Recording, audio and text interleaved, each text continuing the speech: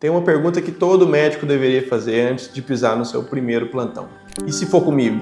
E se eu tiver que tomar uma decisão que separa a vida e a morte do paciente? Muitas vezes a maioria não pensa nisso até de fato ela acontecer. E aí a insegurança vem, a mente trava e naquele momento que você precisa agir, muitas vezes você não consegue pegar um livro, ligar para alguém para decidir o que fazer.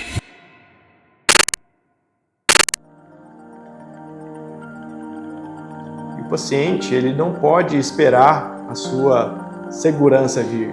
O plantão não espera você criar coragem. O mercado, então, ele não perdoa quem está despreparado. Então eu vou te mostrar hoje porque a insegurança é um ciclo que prende a maioria dos médicos recém-formados e alguns pontos práticos, algumas dicas de como sair disso e de como começar a melhorar e progredir na sua carreira profissional. Meu nome é Caio Barros, eu sou anestesista e um dos coordenadores aqui da Liberdade Médica. Me acompanha aqui que eu vou te falar algo que pode ser um pouco chato, mas que é a pura realidade do mercado da medicina hoje em dia. Acaba que durante os nossos 6 anos de faculdade, a gente não está de fato sendo preparado para lidar com a nossa rotina, com a prática, com os problemas que um médico enfrenta nos seus plantões. Ela não te prepara para de fato atuar na linha de frente. Você aprende semiologia, farmacologia, vai até para a prática, mas muitas vezes em centros de simulação, e você não consegue perceber as nuances do paciente, a real tomada de decisões, baseado no que eu vou decidir se eu faço uma intervenção ou não, se eu mando o paciente para casa ou não. No livro é muito fácil ver isso, no cenário controlado, em que você está calmo, em que você não tem uma pressão ou um familiar em cima de você. E aí você tem um falso preparo, você tem um diploma, mas não tem um instinto clínico. Você conhece o protocolo, mas não confia em você mesmo. E aí essa distância entre o conhecimento teórico e a aplicação prática é o que gera essa maior insegurança e impede você de chegar no seu objetivo, de ter uma segurança para atuar de forma plena. E aí, vou dar algumas dicas para vocês aqui, principalmente para aqueles recém-formados, para quem está saindo da faculdade agora, coisas que eu fiz e que eu faria de novo, com certeza, de forma mais intencional e mais intensa, caso eu fizesse a faculdade de novo.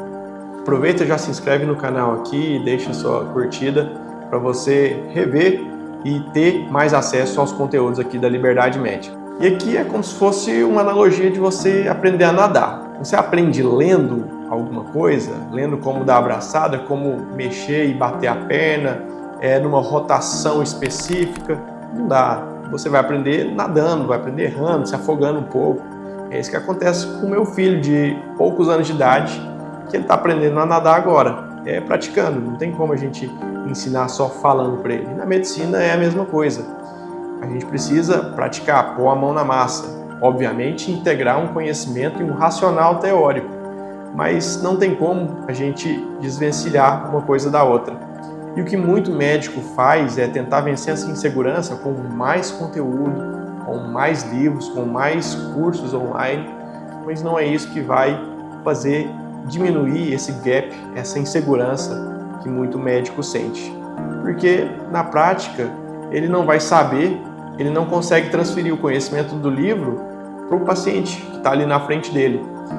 Quando eu me formei, eu busquei uma pós-graduação em terapia intensiva, que era uma área de atuação que eu gostava e que trabalhei por muito tempo, e comecei essa pós-graduação, mas ao longo do tempo eu percebi que ela era totalmente teórica. Tinham bons professores, obviamente, que foi o motivo de eu ter buscado essa pós-graduação, mas um conhecimento totalmente aprofundado, sem nenhuma conexão com o que eu vivia na realidade, com o paciente, sem nenhum tipo de raciocínio clínico que integrava ali sinais e sintomas, os exames que eu tinha à disposição, junto com uma prescrição do meu paciente ou que procedimento que eu deveria fazer que ia auxiliar esse paciente para evoluir até uma terapêutica adequada. Então, eu vivi isso na prática, busquei um conteúdo teórico, mas que não me acrescentou. Obviamente que eu tenho esse título, eu posso falar que eu sou pós-graduado em terapia intensiva, mas não foi isso que me fez ser um bom médico da terapia intensiva. E sim, estudando e aplicando isso na prática, foi fazendo Agora eu quero que você pare e reflita. Quanto que essa insegurança está custando para você? E aqui eu não estou falando de dinheiro não, mas o que está tirando de você todos os dias, a cada plantão que você vai, se sentindo inseguro? Primeiro que ela trava você no plantão. Você fica com isso na mente, isso vai te desgastando e te sabotando ao longo do dia e ao longo dos seus plantões. Você começa a hesitar muito mais nas suas condutas, nas suas ações. Segundo, você vai evitando casos mais complexos. E a cada caso complexo que você evita, você deixa de aprender, fica com mais insegurança e esse gap só vai aumentando. E aí você começa a escolher só os plantões mais fáceis, de menor complexidade, e isso é um impedimento para você crescer profissionalmente. Querendo ou não, sua reputação vai sendo afetada também. Você vira aquele médico que só atende ficha verde, que só faz plantão em lugares de baixa complexidade, de pouca estrutura, e o pior é que o mercado percebe, as portas começam a se fechar, porque muitos lugares já estão escolhendo e selecionando os médicos que têm as melhores habilidades técnicas, habilidades não técnicas. Vai depender do que você quer. Se tiver vaga, beleza, eu vou. Mas se aquele lugar está escolhendo, não vou. Você começa a ter um teto de progressão na carreira. E isso já está acontecendo, você sabe disso. Quarto, e naturalmente, vem o impacto financeiro. Então, locais que trabalham com uma complexidade maior, que exigem de você uma responsabilidade maior, obviamente vão te remunerar mais por isso. Então você começa a trabalhar em lugares mais periféricos, pagam menos ou que estão sujeitos a um maior risco de não pagar. Isso acontece com frequência também. Quinto é o desgaste mental. Com essa insegurança, isso vai te minando diariamente. Você começa a se desgastar e ter um excesso de cansaço que às vezes nem é pela correria ou o volume do plantão, mas sim porque isso vai te afetando emocionalmente por conta de uma ou duas decisões que você precisa tomar de forma mais efetiva no seu plantão.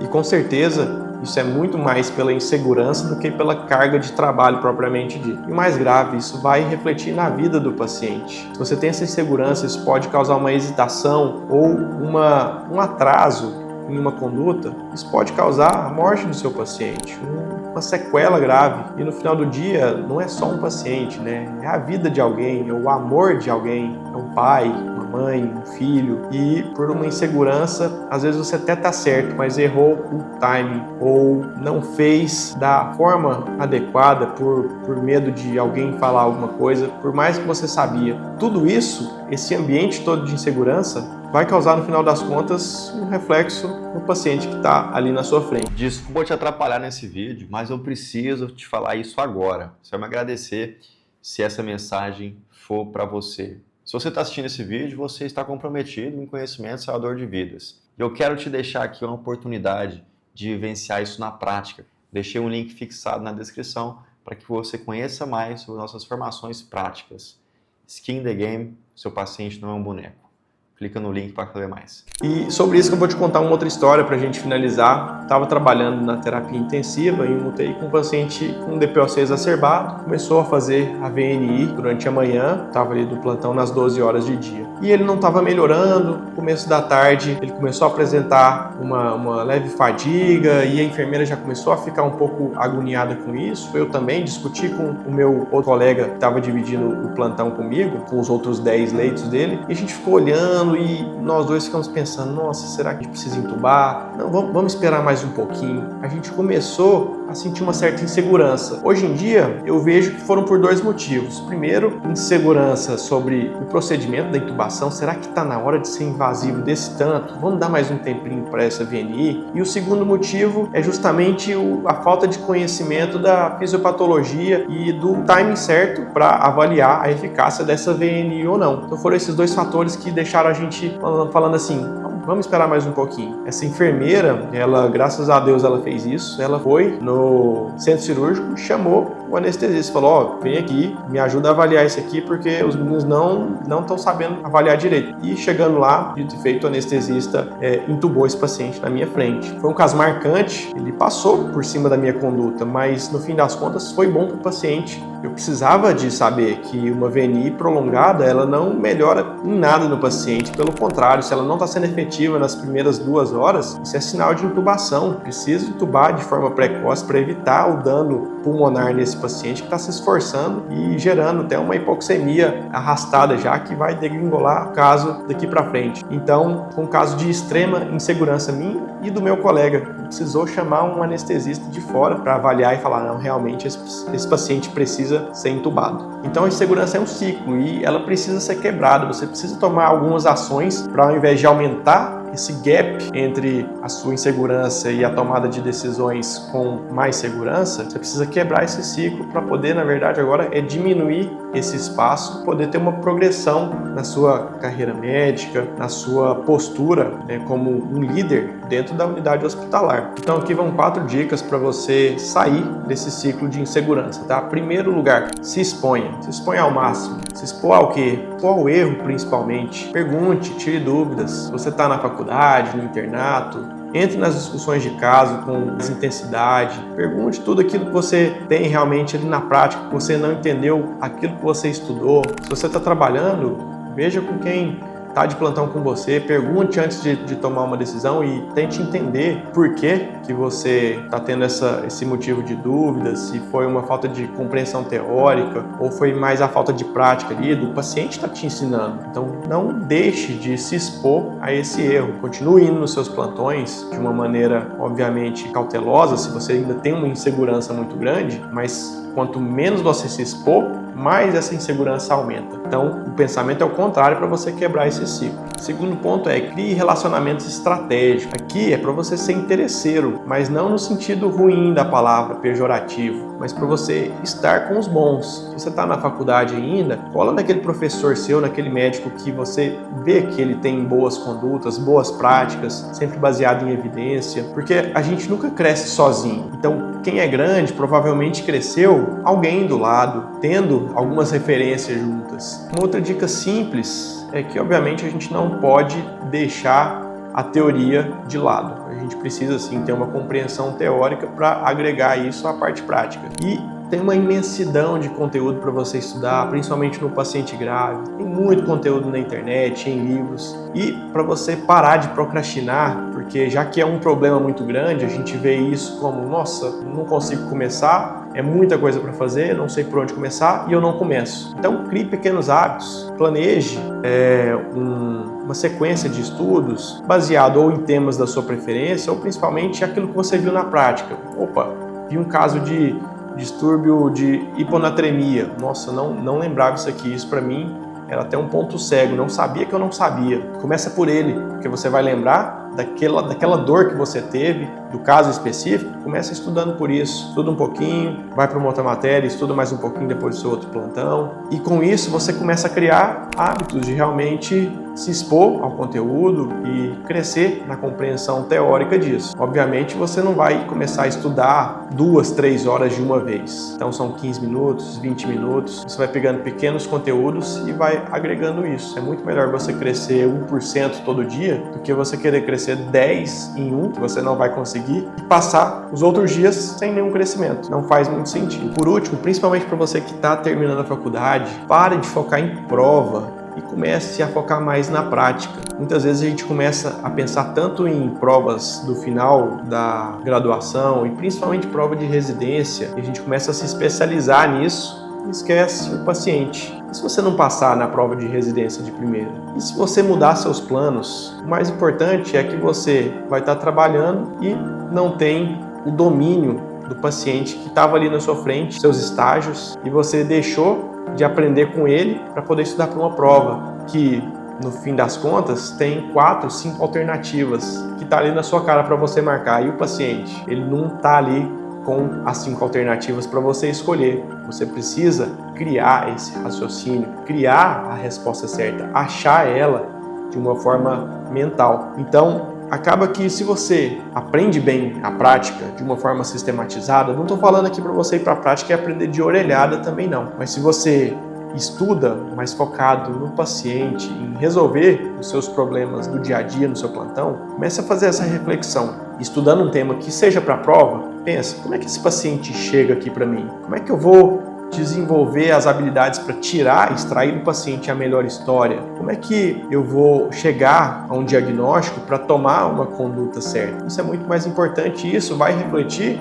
obviamente, em você ser um bom fazedor de prova, porque as provas são tiradas dos guidelines, das diretrizes. Então, se você tem um raciocínio clínico correto, você vai acertar a questão de prova. Mas se você é um bom fazedor de prova, nem sempre você vai conseguir ser o melhor clínico para atender seu paciente. Então, ao invés de saber quais as alterações eletrocardiográficas de uma oclusão coronariana aguda, o que você precisa saber? Como é que eu vou reconhecer o paciente que está infartando e precisa de reperfusão imediata? Ele não pode esperar. É muito mais completo e mais abrangente do que só entender as alterações de um eletrocardiograma, entendeu? E mesmo com todas essas dicas, a insegurança ela ainda bate a porta em cada plantão. E a pós-graduação da liberdade médica em paciente grave, ela é 100% pensada em você. Tem essa dor, mas não é uma pós-graduação igual que eu te falei que eu fiz de terapia intensiva. É uma pós-graduação que tem mais de 1.800 horas de prática. Você vai ter acesso a plantões presenciais quando você quiser, no maior hospital privado de Goiás. Tem a possibilidade de acompanhar as discussões, casos clínicos, de fazer os procedimentos dos pacientes, pondo a mão na massa, com supervisão dos coordenadores da UTI e da pós-graduação, e imersões presenciais com pacientes reais, checkpoints semanais de atualização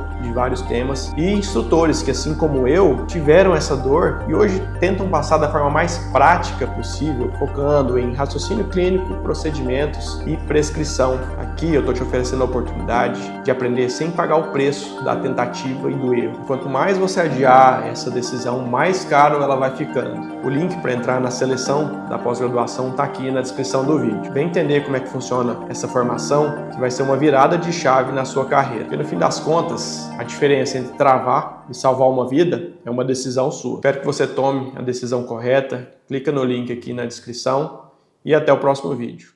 E aí, gostou do vídeo? Se você gostou, eu quero que você me fale com um gesto, que é clicar em gostei, porque isso vai fazer com que mais vídeos como esse sejam mostrados até você. E para ajudar outras pessoas, inclusive outros médicos, na nossa missão de 1 milhão de vidas salvas nos próximos 10 anos, comenta aqui o que você já viveu de experiência em relação a esse tema, o que você quer ver no conteúdo da Liberdade Médica. Olha o tanto de vídeo legal que pode gerar valor para sua formação médica, que vai aparecer aqui do lado.